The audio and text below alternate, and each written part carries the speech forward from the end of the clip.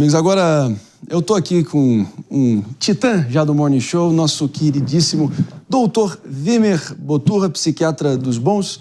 Já vou te acionando aqui porque eu não vou resistir de ouvir a tua opinião nesse sentido, né? Porque a própria, enfim, dado o contexto, né, o recorte histórico da época, enfim, o Doca Street que acabou desferindo lá os 4 tiros e tal, muita gente acusou que era o comportamento libertino, né, livre, leve, louca da própria Ângela Diniz, que acabou, de alguma forma, justificando. Teve muita pressão da midiática nesse sentido de tentar colocar como se ela tivesse cavado a própria cova, entendeu? Como se ela tivesse chamado o contato. Qual é a sua visão sobre essa tese, ainda mais com a visão dos anos 70 e a visão agora dos anos 20 do século XXI? Pode falar, por favor, doutor Vimer. Você acompanhou o caso? Acompanhei o caso, claro. Olha, eu escrevi um livro chamado Ciúme entre o Amor e a Loucura. Exatamente falando quanto o ciúme é capaz de levar as pessoas a matarem a quem dizem amar. Então, esse crime tem tudo a ver com isso, né? E o que é importante entender é que a pessoa convive com quem sabe que é capaz de matá-la, que é capaz de fazer algo e manter o comportamento que o provoca. Não estou tirando aqui isentando de responsabilidade o assassino, absolutamente não. Mas é importante entender que é uma coisa chamada folia de loucura 2. As pessoas se envolvem de tal forma, entram num enredo, num filme, numa novela, que o fim é previsto e, infelizmente, as pessoas não ouvem quem possa ajudá-los para sair disso. Infelizmente, o que aconteceu com Ângela Diniz e Doca Street se repete hoje com grande frequência ainda na sociedade. Até porque a Ângela já tinha sido casada e esse foi um novo namorado, né? Ela se divorciou numa época onde as pessoas não se divorciavam, as mulheres não se divorciavam. Isso. Eram mal vistas também na época. E hoje em dia a gente ainda vê essa cultura, né? De que a pessoa realmente, ela quer se libertar daquilo e ela, na época, teve vamos dizer, essa coragem, né? Não sei se é a palavra correta, mas a coragem de não quero mais essa relação, não serve pra mim, vou entrar num novo relacionamento e mesmo assim ela ter sido vítima e ainda depois ela ter sido condenada pela ação. Não, isso é um absurdo. Estilo de vida dela, né? Isso é um absurdo. Inclusive, assim, ela foi uma pessoa... recepcionando todo mundo que está nos ouvindo pela rádio. Me perdoa a interrupção aqui. Doutor Vimer Boturra com a palavra. Tema da vez, Ângela Diniz, caso que chocou o Brasil desde os anos 70. Vai ter uma nova série agora. E acendendo um baita debate, violência de gênero, né? Como a gente está tentando analisar com, enfim, as normas e o clima cultural do presente, uma situação que, enfim, foi um caso e tanto lá no passado. Doutor Vimer Boturra com a palavra. Então, ela foi uma pessoa muito ousada para a época. E a sociedade não tolera a ousadia fora do tempo, né? Quer dizer, as pessoas pagam caro pela ousadia. Então, ela pagou caro por isso, mas, de qualquer forma, tem um contexto de ambos aí nessa questão.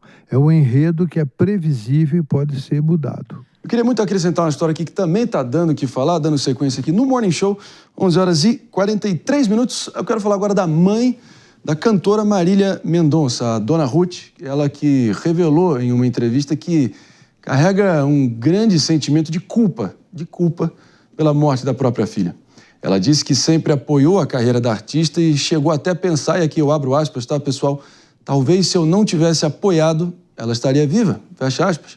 Agora, vale lembrar, né, doutor Vimer, que a Dona Ruth se envolveu em outras polêmicas relacionadas ao seguro do acidente, né? A pensão do neto e também ao uso da herança deixada pela filha, temas esses que deram muito pano para manga, aqui a gente falou aqui no Morning Show, mas se colocar nesse lugar de culpa, ainda mais uma mãe, né? É um caminho perigoso, né? A gente entende essa fala como uma possível crise de consciência. Qual é a tua opinião? Olha, primeiro ela está manifestando uma culpa em relação à perda da filha. A gente tem que compreender que uma mãe que perde uma filha tem um sofrimento muito grande. Claro. E o primeiro sentimento que vem para qualquer mãe, quando um filho tem qualquer problema, do mais leve ao mais grave, ela se sente culpada e, ao longo do tempo, a sociedade sempre jogou culpa para a mãe. Então, isso é um fato. Alguma culpa que ela não tem. Porque, e outra coisa importante, por mais que ela tivesse feito para a filha, por essa conotação da mãe ter sempre culpa, sempre existirá uma coisa que ela devia ter feito e não fez, sempre existirá isso, e ela sempre tenderá a sentir-se culpada por algo. Ela fez o que podia pela filha, era o melhor, não se pode culpar por isso. E também, né, que pai ou que mãe que não vai querer incentivar e ver o filho brilhando, tendo uma carreira de sucesso. Acho que ela deve se colocar nessa posição. Como você refletir sobre isso também, né? Ajudar a pessoa a refletir sobre isso. Sim, é claro.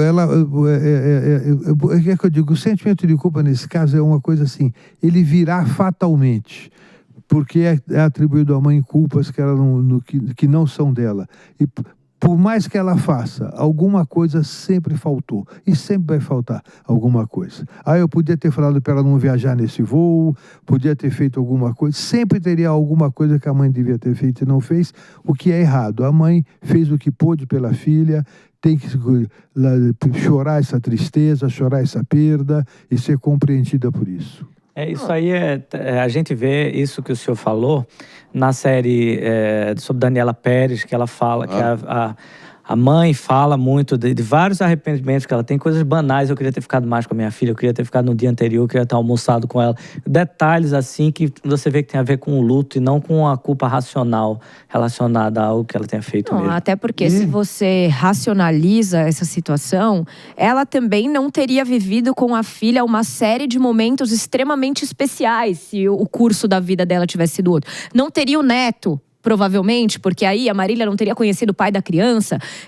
Eu acho que o Josias, ele tocou aqui no ponto principal, que isso diz sobre a forma como ela lida com a perda e não com a racionalidade que envolve, de fato, uma culpa. Porque uma coisa seria se ela tivesse passado o carro em cima da filha, né? É algo um pouco mais direto. Mas não é assim, a gente se solidariza com a dor e com o sofrimento. Eu, como mãe, me solidarizo 100% com essa dor. Mas, racionalmente falando, não é justificável.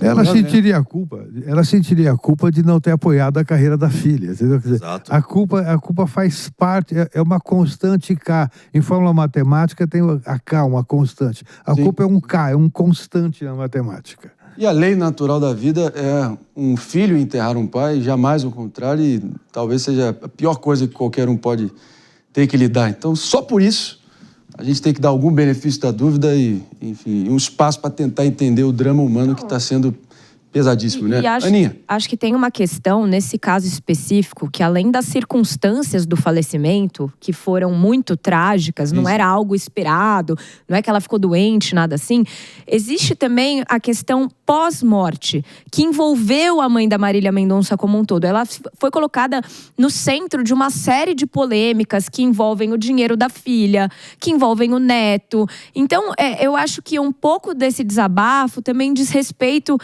a tudo o que aconteceu na vida dessa mãe depois que a filha faleceu. Porque ela foi colocada no centro de uma série de discussões. Ela foi objeto de inúmeros julgamentos pelo seu posicionamento, pelo seu comportamento. Então, eu acho que... Mas qual foi a tua opinião, teu balanço sobre todas as acusações e polêmicas que ela se envolveu? É muito difícil você falar de uma situação tão delicada sem, por exemplo, ter acesso ao processo. Na minha opinião, de fora, eu já acho muito estranho que um filho fique com a avó ao invés de ficar com o pai. Né? E isso aconteceu por muitos anos.